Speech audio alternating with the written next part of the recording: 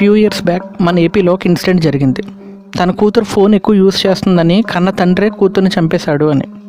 కాదు, అదే పాపకి 3 ఏళ్ళు ఉన్నప్పుడు నువ్వే ఫోన్ అలవాటు చేసావు. 15 ఏళ్ళకే ఫోన్ కొనిచ్చావు. 25 ఏళ్ళకి ఇంకా పెద్ద ఫోన్ కొనిచ్చావు. కూతురు కోపంతో అలిగిన ప్రతిసారి ఏది అడిగితే అది కొనిస్తున్నావే, కానీ అది తనకి తన ఏజ్కి అవసరమా లేదా అని ఒక్కసారి ఆలోచించావా? లేదు. తప్పు నీ దగ్గర పెట్టుకుని వాళ్ళని చంపితే ఏమొస్తుంది నీ పైశాచిక ఆనందం కాకపోతే? మీకు కొత్త బంగారు లోకం అని ఒక సినిమా ఉంటుంది తెలుసా? ఆ సినిమాలో ఆహుతి ప్రసాద్ గారిది ఒక డైలాగ్ ఉంటుంది. మనం ఆర్పలే నొప్పును మనమే అంటించకూడదు సత్తిగా. ఇంటి దీపం కదా అని ముద్దెట్టుకుంటే మేసం కాలిందని. సో అలా అనమాట.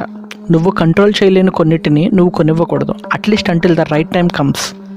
25 ఏళ్ల క్రితం పిల్లలు ఏడుస్తుంటే అమ్మమ్మలు, నానమ్మలు, తాతయ్యలు వచ్చి కథలు చెప్పి భుజం మీద కూర్చోబెట్టుకుని బయటకు తీసుకెళ్ళి ఓదార్చి చందమామని చూపిస్తూ అన్నం తినిపించేవాళ్ళు. ఇప్పుడు మనకు ఆ ఛాన్స్ లేదు కదా. ఇంట్లో పెద్దవాళ్ళు ఎవరైనా ఉంటే వృద్ధాశ్రమంలో పడేస్తున్నాం కదా. ఒక చిన్న ఇంట్లో మన పేరెంట్స్ని పెట్టి మనం సపరేట్ కాపురం పెట్టేస్తున్నాం కదా. పోనీ నీకైనా పిల్లల్ని పట్టించుకునే టైం ఉందా అంటే అది కూడా లేదు కదా. ఈ ప్రపంచంలో ఎక్కడైనా సరే ఇది మంచి ఇది చెడు అని చెప్పే పెద్దరికం లేని ఇల్లు శ్మశానంతో సమానం. మీ పిల్లలు వాళ్ళ మొబైల్స్కి ఇచ్చే ఇంపార్టెన్స్లో సగమైన మీకు ఇచ్చేలా చూసుకోండి. మీకు ప్రాబ్లమ్స్ వస్తే మీ పిల్లలు బాధపడతారో లేదో తెలియదు, కానీ మొబైల్కి టచ్ ప్రాబ్లం వస్తే ఖచ్చితంగా బాధపడతారు. So it's up to you.